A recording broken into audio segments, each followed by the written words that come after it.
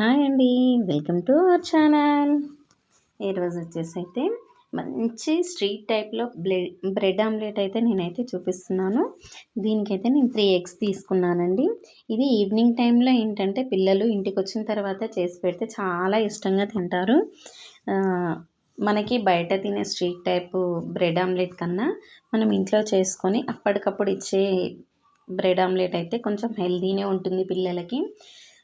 ఇక్కడైతే నేను 3 ఎగ్స్ అయితే ఈ విధంగా కొట్టిపోసుకొని దాంట్లో కొంచెం ఉప్పు, అలాగే అల్లం వెల్లుల్లి పేస్ట్, ధనియాల పొడి, ఈ విధంగా ఆనియన్స్ అనేవి మనకు ఎక్కువగా తినే పిల్లలు ఉంటే ఎక్కువగా వేయండి, లేదు అంటే స్కిప్ చేసి కొంచెం లైట్గా వేసేయండి, మరి ఎక్కువగా కాకుండా.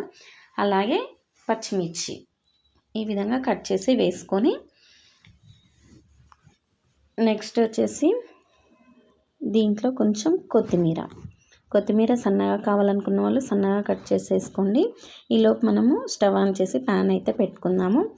దీనికి మొత్తం గీ అయితే గీ, లేదా ఆయిల్ అయితే ఆయిల్, లేదా చీజ్ కానీ అప్లై చేసుకోండి. అప్లై చేసుకున్నాక మొత్తం నీట్గా అప్లై చేసుకోవాలన్నమాట. అప్లై చేసుకొని ఇప్పుడు బ్రెడ్ స్లైసెస్ ఉన్నాయి కదా, అదంతా గిలకొట్టిన తర్వాత ఈ బ్రెడ్ స్లైసెస్ని ముంచి చిన్నగా ప్యాన్ మీదకి అయితే వేసుకోవచ్చు. లేదు బ్రెడ్ని మనము రోస్ట్ చేసుకొని వేసుకోవాలనుకునే వాళ్ళు బ్రెడ్ని కొంచెం రోస్ట్ చేసుకొని, ఇప్పుడు మనము ఎగ్ మిక్స్ అయితే ఉంటుంది కదా, ఎగ్ మిక్స్ నుంచి తీసుకొని ఈ విధంగా వేసుకోవాలి.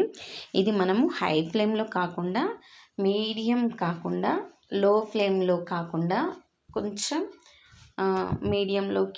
లోకి మధ్యలో ఉండేలాగా ఈ విధంగా వేసుకోవాలన్నమాట. వేసుకొని చిన్నగా అటు ఇటు కదుపుకుంటూ చేసుకోవాలి. హై ఫ్లేమ్లో పెడితే ఆడిపోతుంది కాబట్టి మనము మీడియం ఫ్లేమ్లో అయితే పెట్టేసుకొని చేసుకుందాము. నాన్ స్టిక్ కళాయి అయితే నాన్ స్టిక్ ప్యాన్ అయితే చాలా బాగుంటుందన్నమాట. వీటికైతే నేనైతే ఈ విధంగా నాన్ స్టిక్ ప్యాన్లో అయితే చేస్తున్నాను. మీడియం ఫ్లేమ్లో పెట్టే చేస్తున్నానండి, మరి హై ఫ్లేమ్లో పెట్టలేదు. ఎందుకంటే ఆనియన్స్ మాడిపోతాయి అండ్ బ్రెడ్ కూడా మాడిపోతుంది. ఇలా బ్రెడ్ ఆమ్లెట్ని కూడా ఒక 2-3 టైప్స్ అయితే చేసుకోవచ్చు. మనకు రోస్ట్ చేసి తినే బ్రెడ్ ఆమ్లెట్ కన్నా ఈ విధంగా అయితే పిల్లలు కొంచెం ఇష్టపడతారనమాట.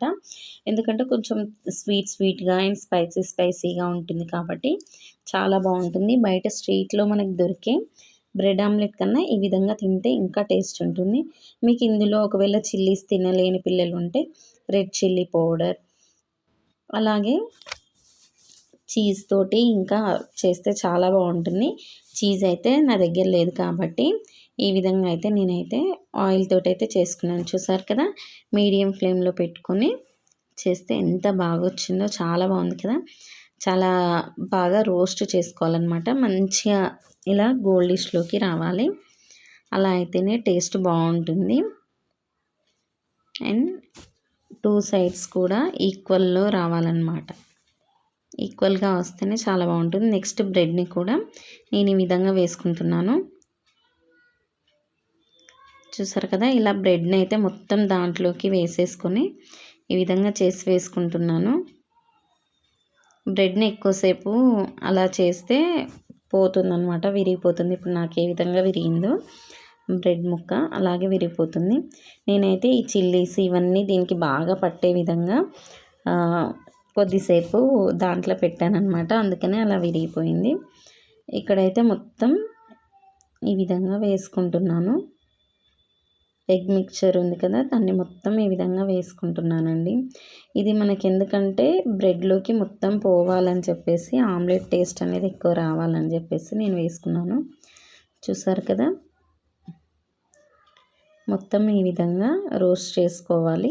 మీడియం ఫ్లేమ్లో పెట్టుకొని చేసుకుంటే టేస్ట్ అయితే అదిరిపోతుందండి, నెక్స్ట్ లెవెల్లో ఉంటుంది. పిల్లలకి ఎక్కువగా మనం బయట ఫుడ్ తినిపించే బదులు ఈ విధంగా ఇంట్లోనే చేసి పెడితే బాగుంటుందని చెప్పేసి నా ఒపీనియన్ తోటి అయితే నేను ఈ రెసిపీ అయితే షేర్ చేశాను. చూసారు కదా, ఫైనల్గా అయితే ఈ విధంగా వచ్చింది. ఇది వితౌట్ లైటింగ్ అనమాట, అందుకని ఇలా ఉంది. చూసారు కదా, చాలా బాగుంటుంది. మీరు ఒకసారి ట్రై చేసి చూడండి, చాలా బాగుంటుంది. మళ్ళీ నెక్స్ట్ వీడియోలో కలుసుకుందాం. అంతవరకు బాయ్ అండి.